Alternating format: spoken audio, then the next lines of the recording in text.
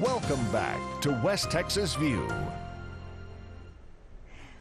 I promised you just before the break that when we came back, John was going to talk to us about how the library has embraced technology and how that's changed the face of libraries all over the world, as a matter of fact.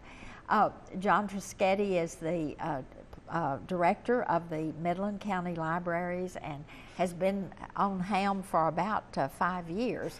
So we're glad to have you here today. And now talk to us about the changes that you're seeing and have seen. Well, the Midland County Library specifically is over 100 years old as an institution. Started, Right. in the basement of the courthouse by a women's club, as so many did back then.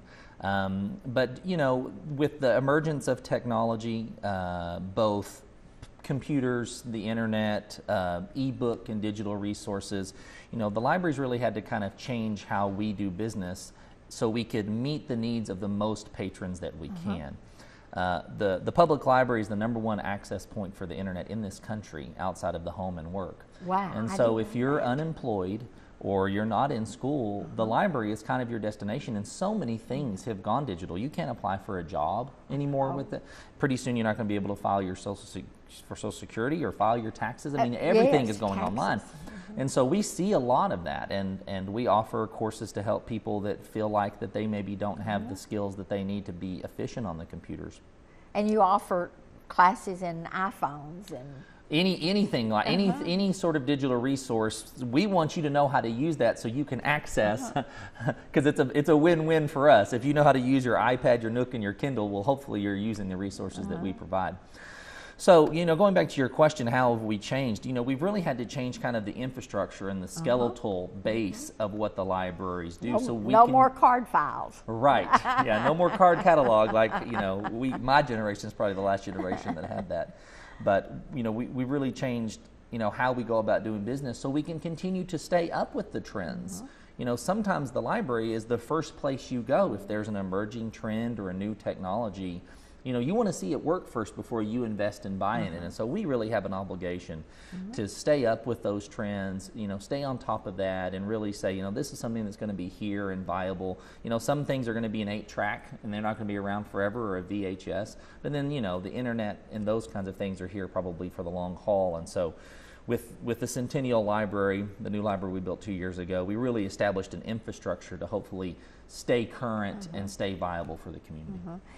But one of the things that I know and appreciate about the libraries is it's really easy to say, no, we're not ready for this, but you have jumped ahead of most people in embracing this technology. So you're always ahead of the curve. Yes.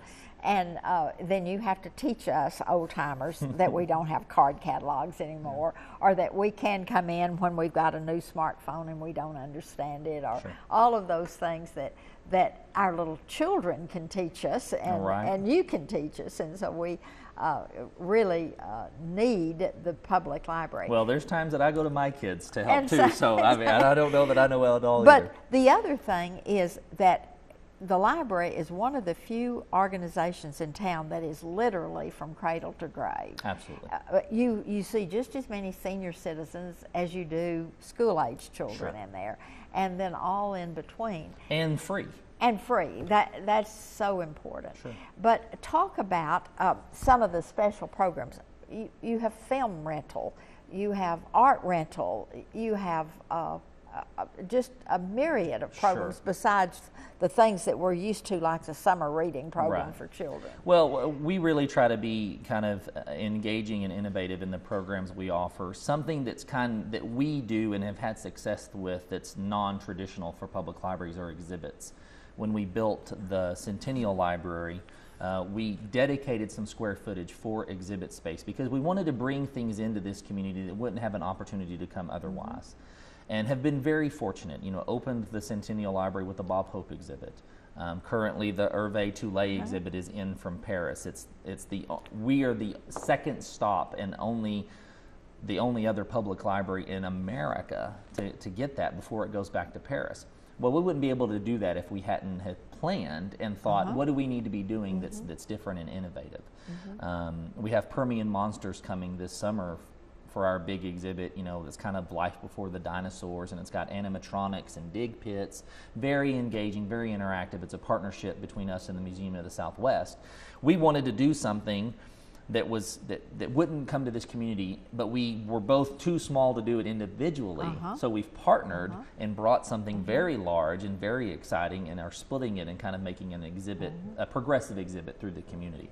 Those are the kinds of things that the library needs to be doing, engaging our users in a way that they wouldn't have an opportunity to otherwise. You know, when it's 110 degrees in July in the Permian Basin, it's nice to come into a place and feel like you've escaped. You know, and we want the library in more to be ways that. than one. Right? Yeah. We want the library to be that escape, to feel like that you went somewhere, you left home without leaving home. And you talk a lot about partnerships and reciprocity and all of these kinds of things.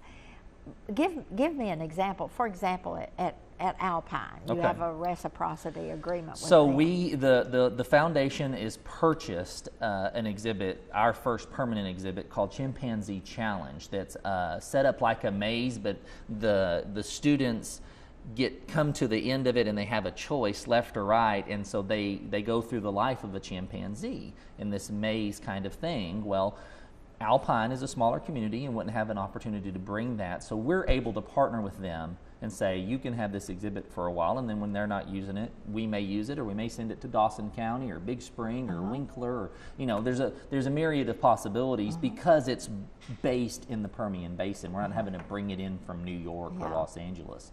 And so those kinds of things are really exciting, not just for us, but for people all around the area. Well, I have to tell you, because this brings up a story I had from another public library in a smaller community, but the librarian went to the county commissioners and said, we need this budget for this new year, and they said, what in the world are you going to do with that? And they said, well, we need to buy some more books. And they said, how many books can a person read at once? You've got a whole library full. And so fortunately, we don't have a lot of that. Yeah, there's a lot of Permian stories like Basin. that. We've got a great use of the public library, and that's the best thing. Well, we're going to have to take a break right now. We'll be back in just a minute, and we're going to talk about the awards this library has won, because they have won some very prestigious awards. We'll see you in just a minute. Stay tuned. West Texas View will be right back.